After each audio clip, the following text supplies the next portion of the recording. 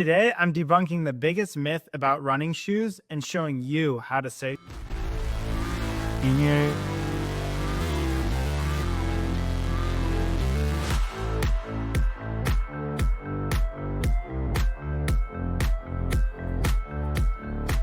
The myth is simple. Expensive running shoes are always better for you.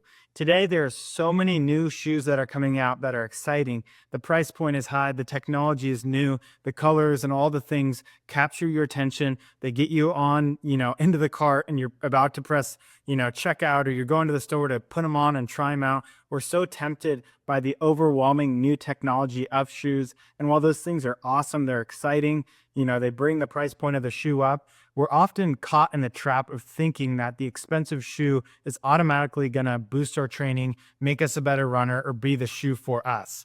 Turns out there are actually plenty of studies that show that the most important thing when it comes to a running shoe is the fit and the feel. And by feel, I just mean how comfortable the shoe is. And I can count dozens and dozens of times throughout high school, college, and even post-collegiately that I see the new shoe. I'm excited. I go to this, the Fleet Feet or wherever you are, Running Warehouse online, Amazon, and you're just like, I'm buying the shoe. That's going to change everything. It's so incredible. And then I run in the shoe, and a couple days in, I'm like, wait, I don't know if this shoe's for me.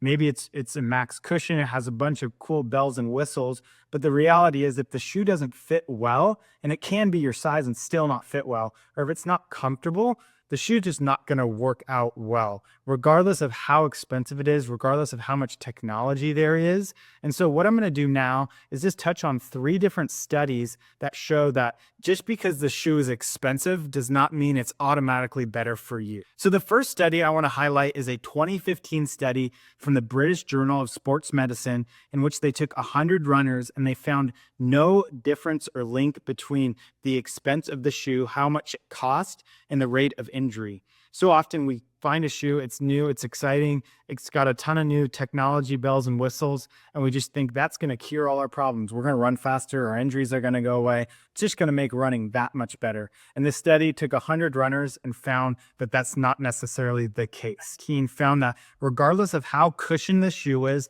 and how expensive the shoe costs, there was no difference in the impact of the shoe. And I'll link that study right here and you guys can check it out on your app. Last but not least, a 2021 Runner's World magazine interviewed runners and found that 68% of them said that fit and feel of the shoe mattered more than the brand and the price of the shoe. And so this myth is busted. And what I'm not here to say is that you shouldn't wear your Alpha Fly carbon fiber next percent in your next marathon. The carbon fiber shoes, I think, are a different discussion for a different day. But what I am here to say is that many of these brands are coming out with exciting new shoes. The technology is exciting. They look great. They look so much better than the old ones. And we're just tempted to think that it's going to just make running that much better. But it turns out I'm a big believer in what's not broken, do not fix it. I can't tell you the amount of times I've gone to the store, caved in, bought those expensive shoes thinking my injury is going to feel better. I'm going to run a lot faster. Running is going to be a lot easier. All those things were not true. And while I'm not here to say that you should never buy the expensive shoe, that you should never look into the expensive shoe, I totally think it's worth looking into. It's just important to not fall into this trap that you have to buy the more expensive shoe. Throughout college, I was running 70, 80, 90 miles a week. And I just wore a basic New Balance 880 the whole time. And I'd experienced very few injuries, just about 2 in my college running career that took me out for some time being. And so this is just a basic, economical, neutral running shoe model that New Balance puts out each year. It's not a high price point. There's not a bunch of fancy new technology in the shoe. It's just their newest foam in each model, and it's just a neutral running shoe. It's kind of similar to a Brooks Ghost or a Hoka Clifton.